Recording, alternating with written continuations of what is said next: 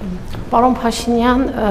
երբ հակակոռուպցիոն կոմիտեն հրապարակել էր Ուժեղ Հայաստանի ներկայացուցիչների կողմից ենթադրյալ ընտրակաշառք բաժանելու տալու վերաբերյալ, քաղաքացիական պայմանագիր կուսակցության անդամները, շատ պաշտոնյաներ այսպես թիրախավորել էին, կարծես մեկ կետից հրանգված, այդ մարդկանց թիրախավորում են եւ ընտրակաշառարար էին ներկայացնում։ Հիմա նմանատիպ մի իրավիճակում է հայտնվել ձեր թիմակից, ընտրական ցուցակում հայտնված Թալինի քաղաքապետ Տավրոս Սափեյանը, նա ընտրություններից 5 պակաս առաջ 11 միլիոն դրամի սոցիալական օգնություն է բաժանել քաղաքացիներին։ Թեպետ նույն ջրանասիրությամբ հակակոռուպցիոն կոմիտեն հայտարարություններ չի տարածում, քրեական վարույթ չի նախաձեռնվում,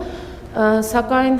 իրավիճակը կարծես թե նույնն է։ Սա դուք ինչպես եք գնահատում ընտրություններից առաջ նման օգնություն բաժանելը, խոսել եք արդյոք ձեր թիմակից Սափեյանի հետ եւ ընդհանուր առմամբ ինչ դիրքորոշում ունեք տեղի ունեցածի վերաբերյալ։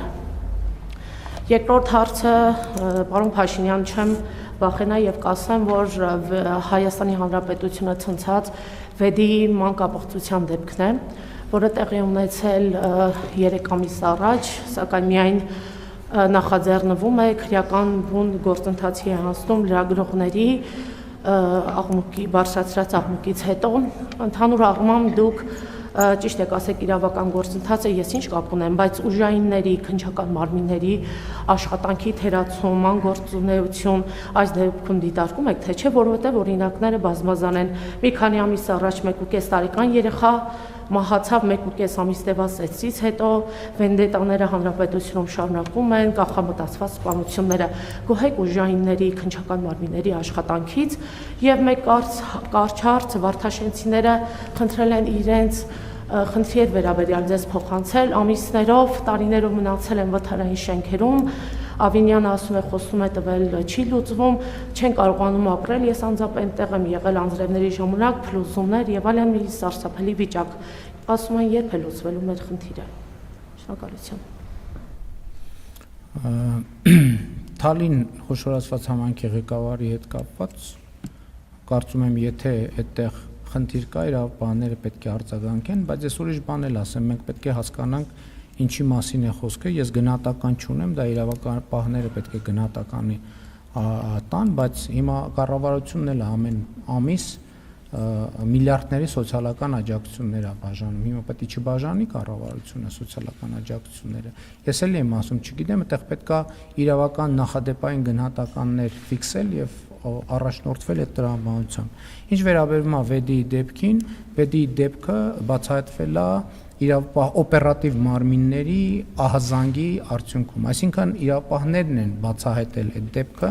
եւ իրավապահներն են քննություն անում։ Դուք այդ գործերին, ես գիտեմ կոնկրետ լրագրողներ, ովքեր իրավապահ մարմիններում ունեն աղբյուրներ եւ այդ աղբյուրներին, որոնք աշխատանքային ինֆորմացիա են փոխանցում, դրա հետ կապված նույնիսկ քրեական գործեր կան հարուցված եւ իհարկե այդ բանի անպատասխանատու իրավապահներին անպայման կգտնենք եւ համակարգից կհեռացնենք, այսինքն այդ գործերը մի մասին հեռացրել ենք իդեպ արդեն։ Այդ գործերը բացահայտվել են իրավապահների օպերատիվ աշխատանքի արդյունքում։ Ձեզ ինչի՞ է թվում, որ այդ գործը, բա դուք որտեղից եք իմացել այդ գործի մասին։ Իրավապահներից են ձեզ ինֆորմացիա տվել, դուք էլ ինֆորմացիան տպել եք։ Դուք եք գնացել հետա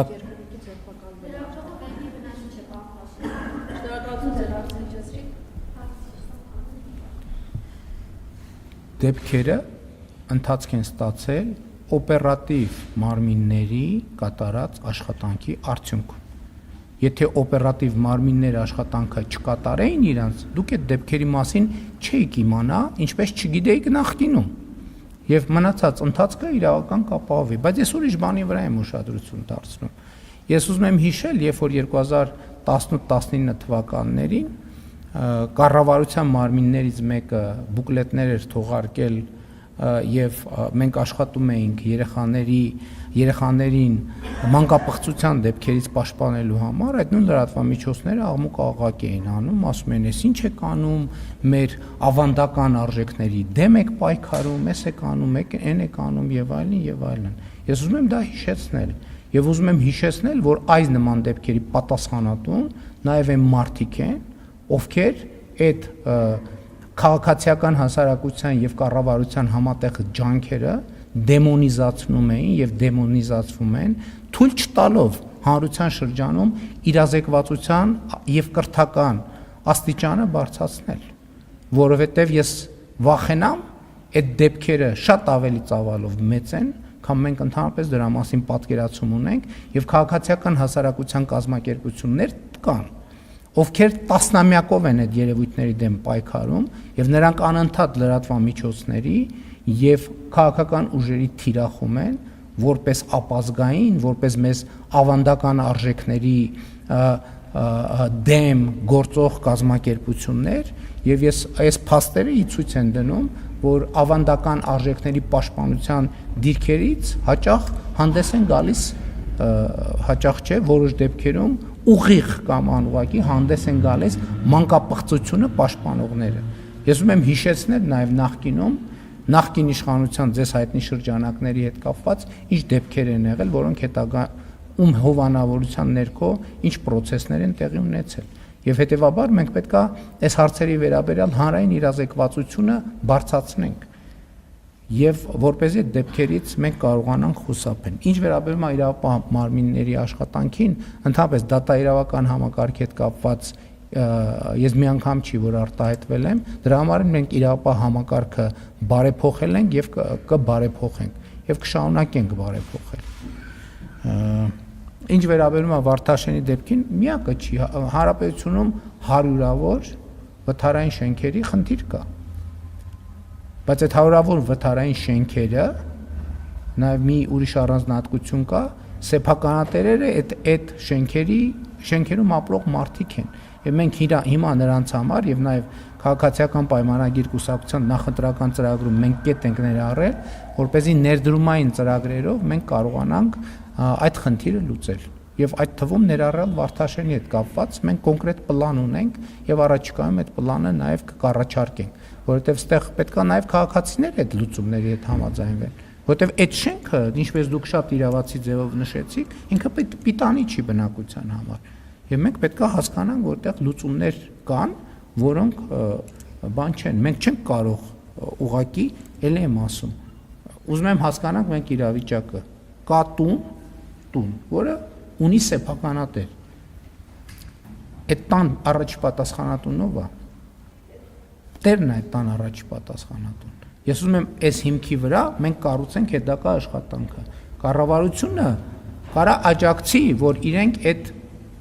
պատասխանատվությունը կրեն, բայց կառավարությունը չի կարող ամբողջական պատասխանատվությունը վերցնել իր վրա եւ բնակիչներն էլ պետք է ճկունություն ցուցաբերեն, որովհետեւ երբ որ բոլոր տեղերում երբ որ բնակության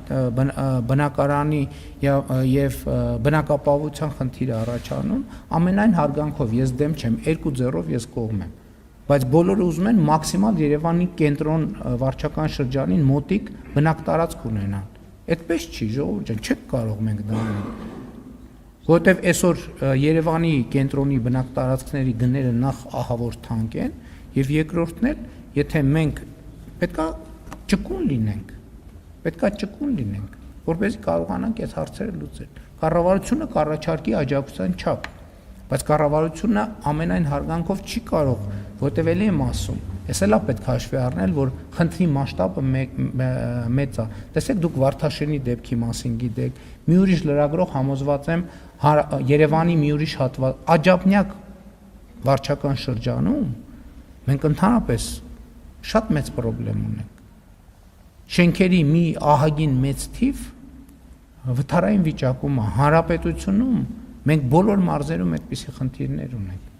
Եվ սրա համար մենք պետք է Ես էլ եմ ասում, այն որ բնակիչները ուզում են, որ կառավարությունը այդ հարցերի լուծմամբ զբաղվի, շատ ճիշտ են անում, որ ուզում են, որ կառավարությունը այդ հարցերի լուծմամբ զբաղվի, եւ կառավարությունը կզբաղվի։ Մեր խնդրանքն ու ակնկալիքն է, որ իրանք էլ մի քիչ ըմբռնում ցուցաբերեն կառավարության կողմից առաջարկվող տարբերակների նկատմամբ։ Մենք կոնկրետ լուծումներ ենք իրանց առաջարկելու։ Բայց այդ լուծումները չեն լինելու են տրամաբանությամբ, որ վթարային շենքերի բնակիչներին մենք ապահովելու ենք, որ Երևանի կենտրոն վարչական շրջանին հնարավորինս մոտ բնակարան ձեռք բերեն։ Մի դեպքերում կարող է մոտ լինի, մի դեպքում կարող է հեռու լինի, մի դեպքում կարող է շատ հեռու լինի։ Մենք այս լուծումները առաջարկելու ենք եւ խնդրում ենք, որ իրանք այդ լուծումներով այդ լուծումների նկատմամբ ճկուն եւ ըմբռնում ցուցաբերեն։